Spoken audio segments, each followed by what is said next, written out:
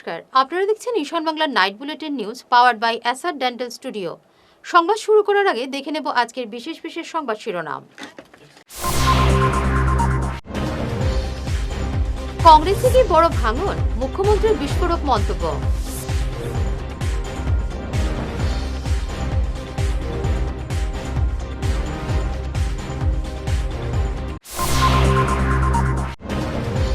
হিমন্তের নির্দেশে দলত্যাগ করেননি কমলাক্ষ সাজুরা।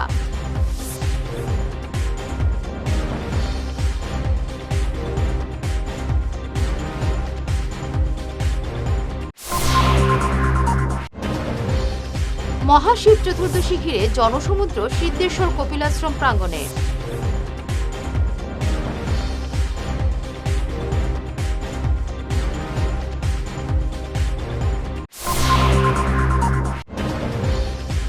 পঞ্চম দিনেও অব্যাহত বিষ্ণুপ্রিয়া মণিপুরীদের আন্দোলন।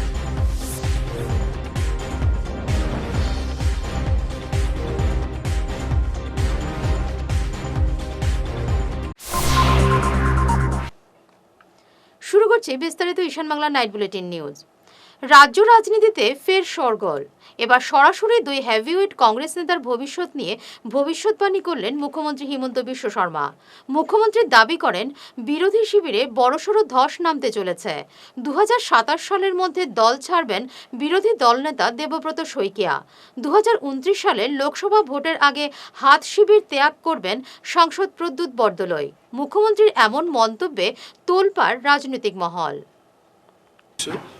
2029 চনৰ লোকসভা ইলেকশ্যনৰ আগতে প্ৰদ্যুৎ বৰদলৈও কংগ্ৰেছ দল ত্যাগ কৰিব। যেতিয়া মই আপোনালোকক কৈছিলোঁ 26 বিধানসভাৰ আগতে ভূপেন বৰাই দল ত্যাগ কৰিব, মোক বিশ্বাস আপোনালোকে কৰিব টান পাইছিলে। আৰু আজি মই দ্বিতীয় ভৱিষ্যৎবাণী কৰিছোঁ, 2029 চনৰ লোকসভা নিৰ্বাচনৰ প্ৰাক মুহূৰ্তত প্ৰদ্যুৎ বৰদলৈও কংগ্ৰেছ দল ত্যাগ কৰিব। দেৱব্ৰত শইকীয়াই এবাৰ ইলেকশ্যন হাৰিব। হাৰাৰ পিছত বাইদেউক কৈ দেৱব্ৰত শইকীয়াক আমাৰ পাৰ্টিত লৈ লওঁ, কাৰণ হিতেশ্বৰ শইকীয়াৰ প্ৰতি মোৰ ঋণ আছে। গতিকে ইলেকশ্যনত হাৰাৰ পিছত বাইদেউক কৈ তেওঁক মই আমাৰ পাৰ্টিত লৈ লওঁ। আৰু দেৱব্ৰত শইকীয়াও বহুত বেছি সন্তুষ্ট নহয়।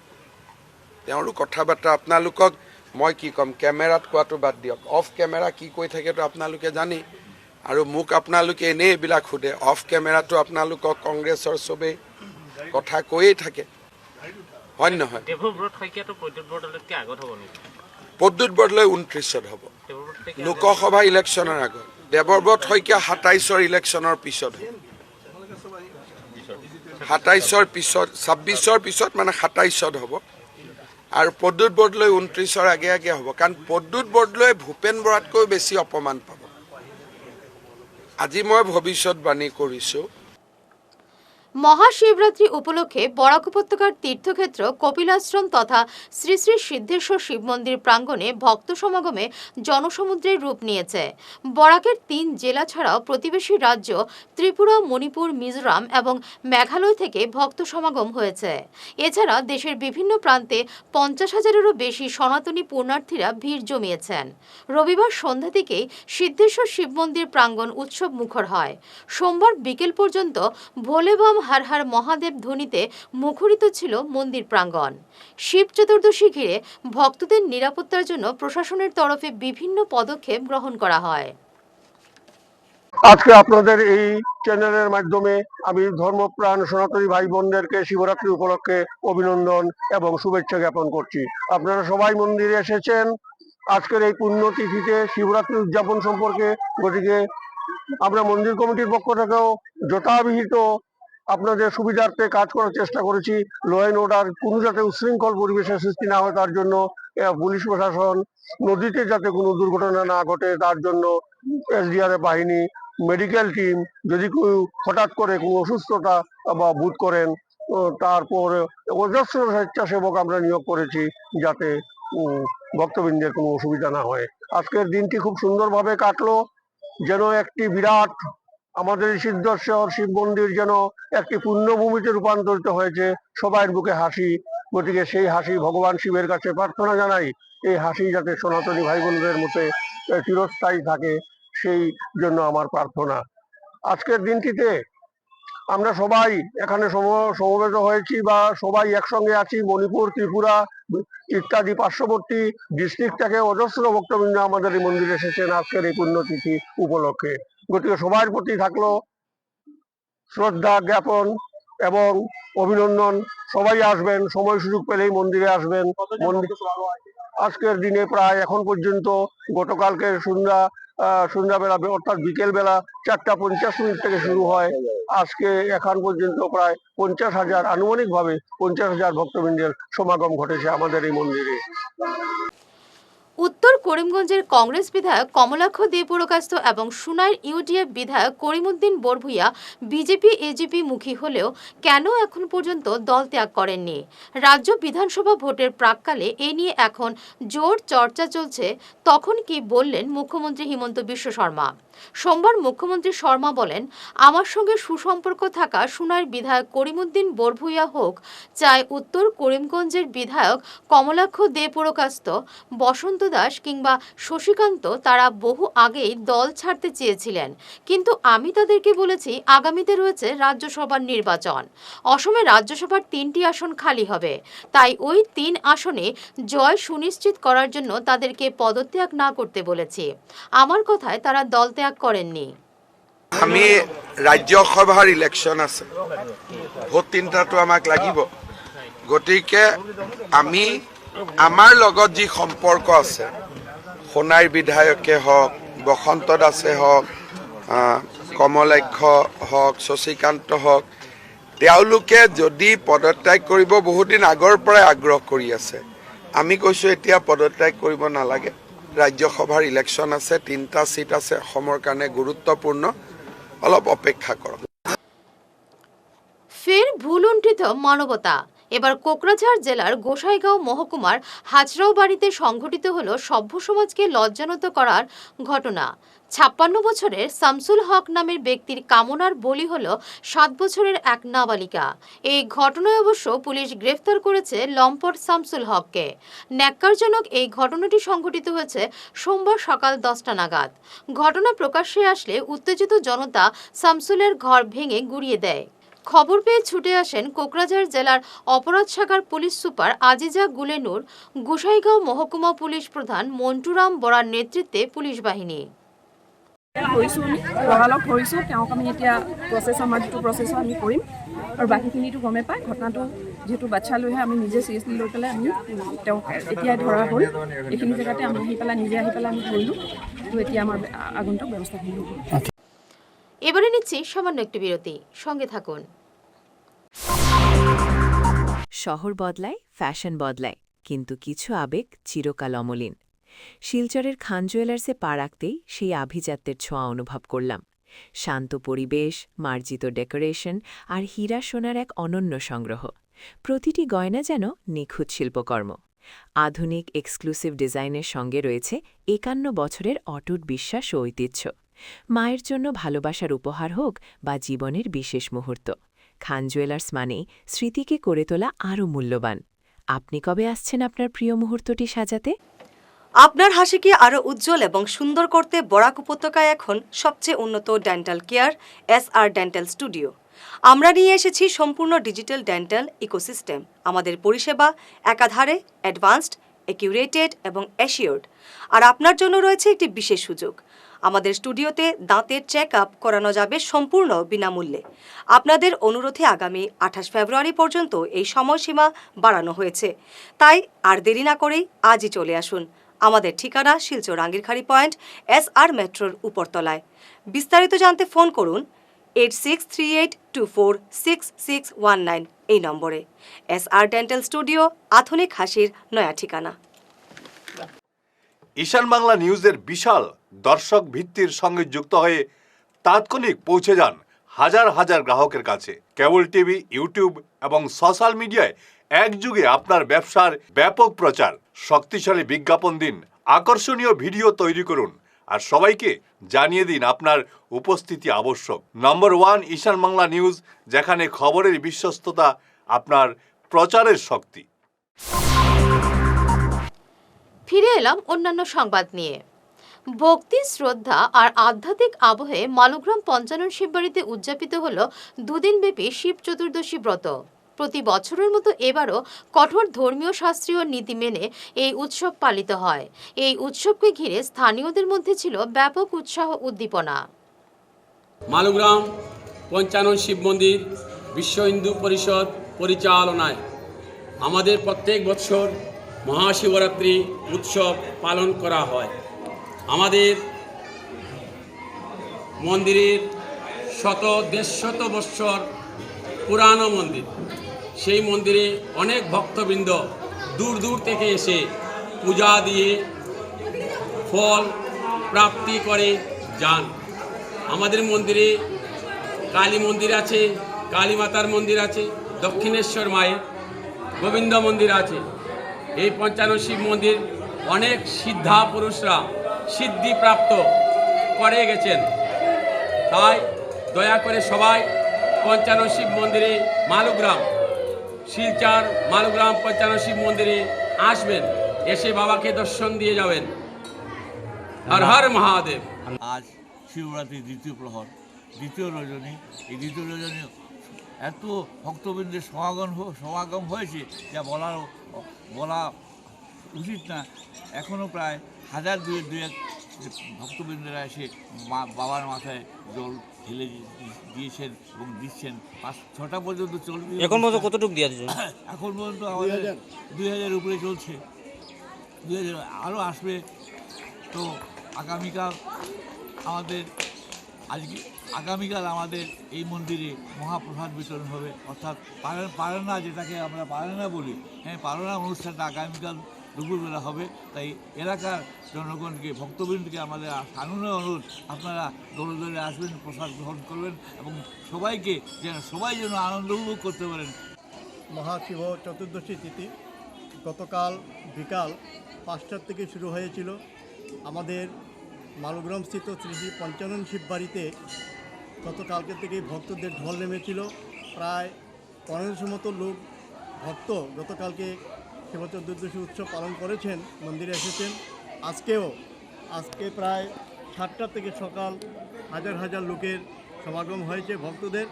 আজকেও ভক্তরা শিব চতুর্দশী তিথি পালন করছেন। সন্ধ্যা 5টা অবধি এই তিথি থাকবে এবং ভক্তদের সমাগমও থাকবে। আগামীকাল আমাদের এখানে মহাপ্রসাদেরও ব্যবস্থা করা হয়েছে।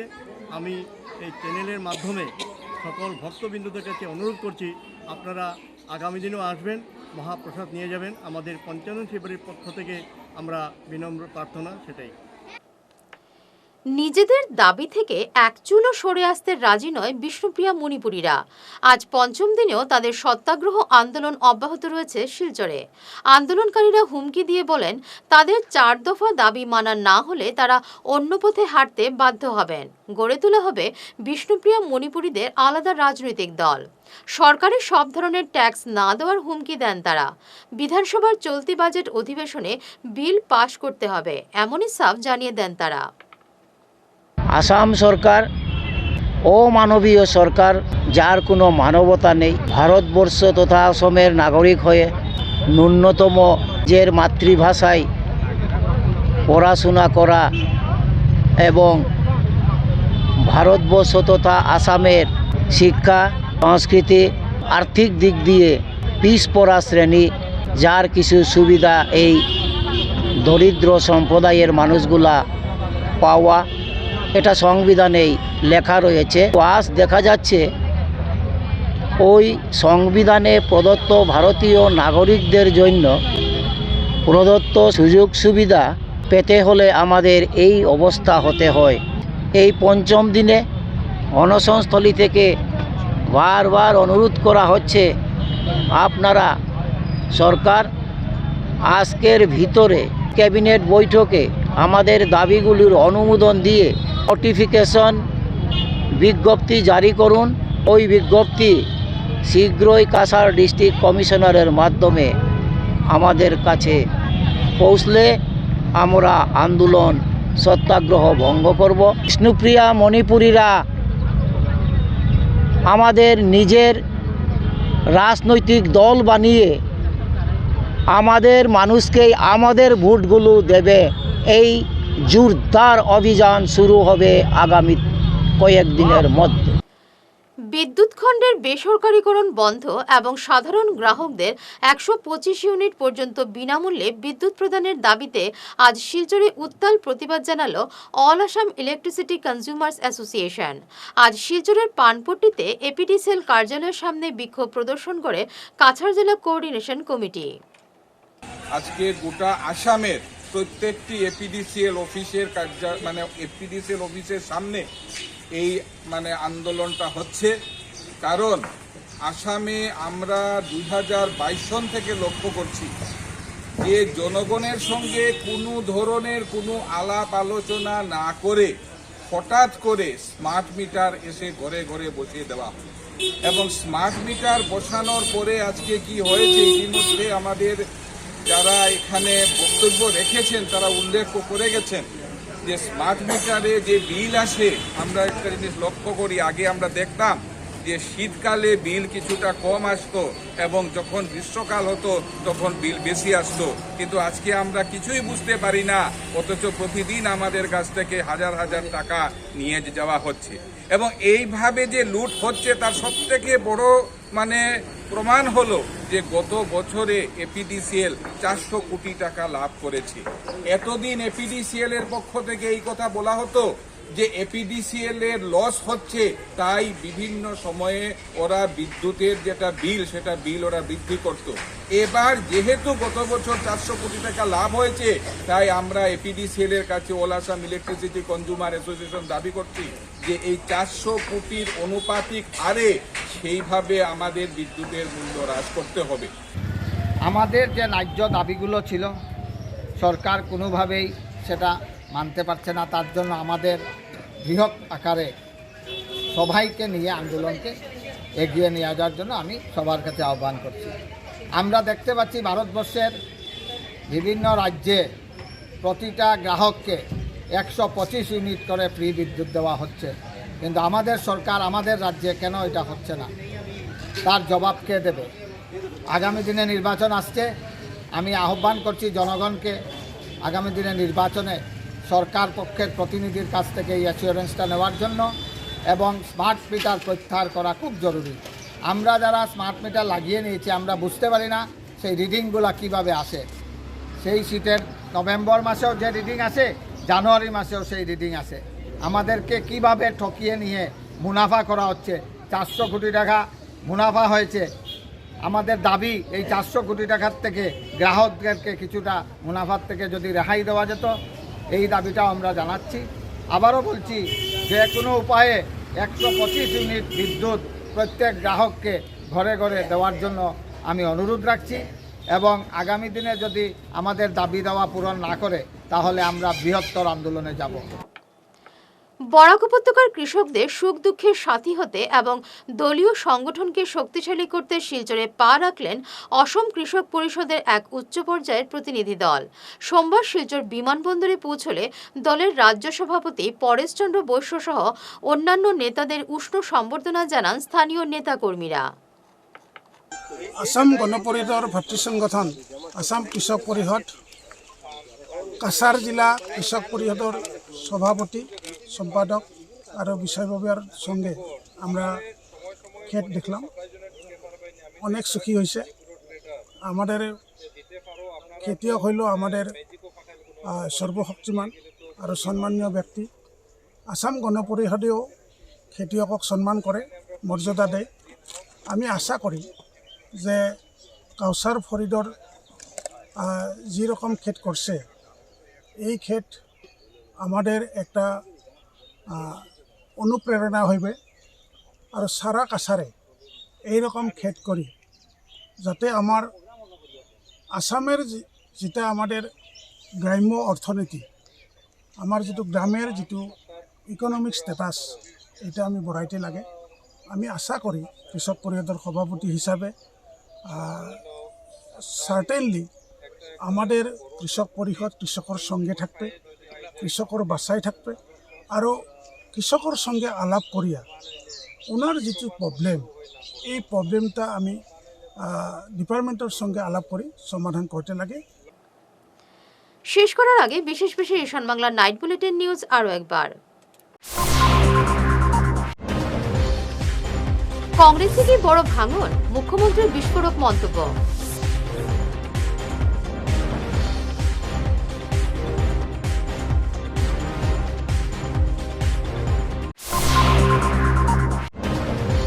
হিমন্তের নির্দেশে দলত্যাগ করেননি কমলাক্ষ সাজুরা।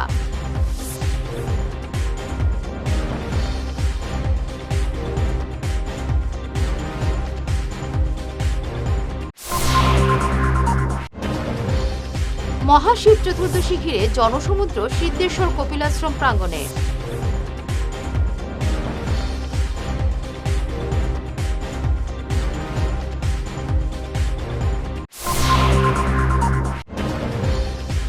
পঞ্চম দিনেও অব্যাহত বিষ্ণুপ্রিয়া মুনিপুরীদের আন্দোলন।